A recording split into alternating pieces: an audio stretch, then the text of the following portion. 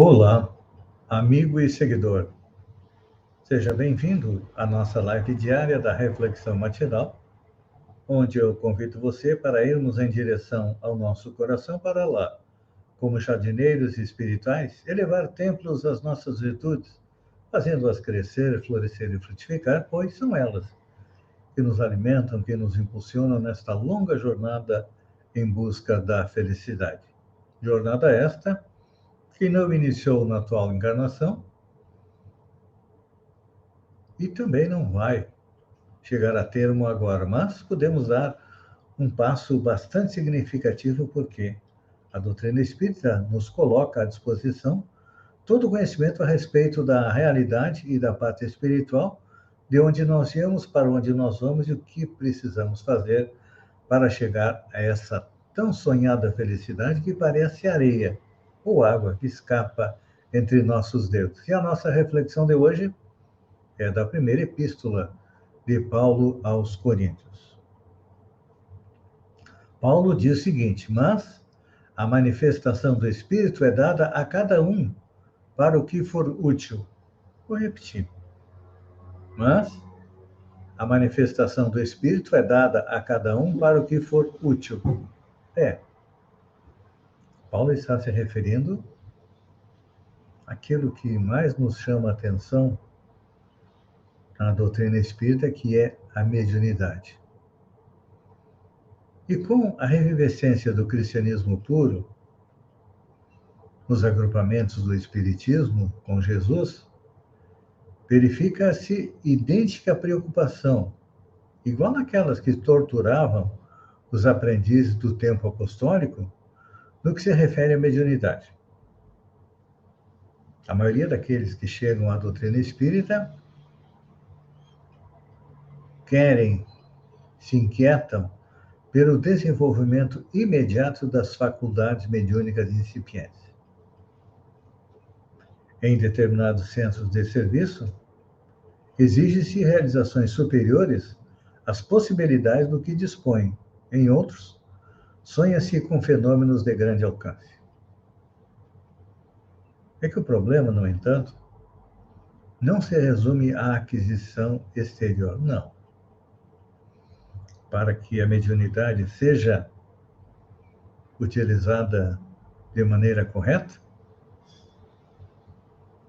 cada um de nós precisa enriquecer, aumentar a própria iluminação interior. Intensifica o poder espiritual através do conhecimento e do amor, e entrará na posse de tesouros eternos de modo natural. A grande maioria das pessoas que chegam ao centro espírita querem, como dizem, desenvolver a mediunidade. Hoje em dia, nós utilizamos a palavra educar, porque a mediunidade ela é intrínseca do ser humano, é uma das faculdades que nós temos. Então, quando chegamos até o centro espírita, nós precisamos educá-la e aprender a utilizá-la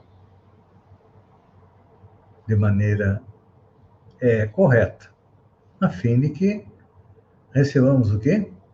A assistência dos bons espíritos. Só o que acontece? Em função do nosso egoísmo e do nosso orgulho, muitos daqueles que chegam para estudar a respeito da mediunidade desejariam ser grandes videntes, ou quem sabe admiráveis reveladores. Tudo isso embalado numa perspectiva de superioridade. Mas eles não param para pensar e meditar de quanto suor, de quanto trabalho vão precisar para esta conquista sublime. É como alguém que inicia a trabalhar numa empresa e já quer receber o salário no segundo dia. Ainda nem chegou no final do mês. Então, claro que é justo que queiramos educar, utilizar de maneira correta a nossa mediunidade. Mas, para isso, é necessário duas coisas. O conhecimento técnico, ou seja, o aprendizado da doutrina espírita, para poder compreender como educar a mediunidade. E para receber a ajuda dos bons espíritos, é claro que nós precisamos aí nos moralizar. Por isso que é difícil encontrarmos bons médiuns. São muito poucos aqueles que dedicam diariamente ao estudo e também a aperfeiçoar a sua faculdade. Normalmente, nós queremos que as coisas aconteçam no estalar de dedos, não é assim? Mas não. Não só na doutrina espírita, mas em outros segmentos que utilizam a mediunidade, é necessário muito estudo a respeito da mediunidade e também a respeito de nós mesmos e também da espiritualidade, para que possamos compreender quais são as companhias espirituais que teremos quando estivermos trabalhando com a mediunidade. Claro que a maioria das pessoas quer receber mensagens de familiares, espíritos superiores. Mas à medida que vamos adentrando no conhecimento da mediunidade, muitas vezes você percebe que nossos familiares não estão em condições de virem até nós para uma comunicação e os espíritos superiores só atendem aqueles que se dedicam à prática do bem. É claro que muitas vezes percebemos que os médiuns são acompanhados de espíritos brincalhões, de pseudo-sábios, porque cada um tem as companhias espirituais que merece. Aquele que for afobado, com certeza vai receber companhias do mesmo padrão.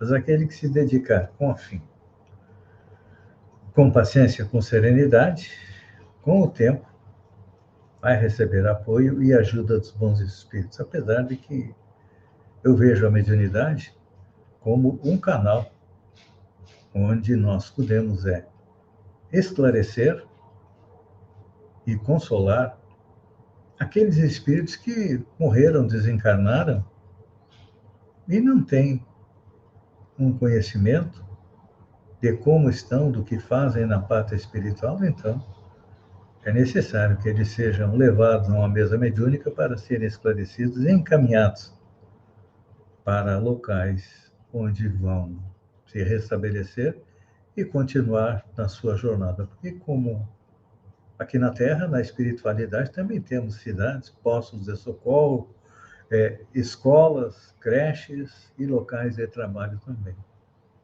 Pense nisso, você que quer aprender a usar a mediunidade. A pergunta que eu deixo para você meditar é: qual a finalidade que você quer utilizar a sua mediunidade? Pense nisso, e enquanto eu agradeço a você por ter estado comigo durante esses minutos, fiquem com Deus e até amanhã, no amanhecer, com mais uma reflexão matinal. Um beijo no coração e até lá, então.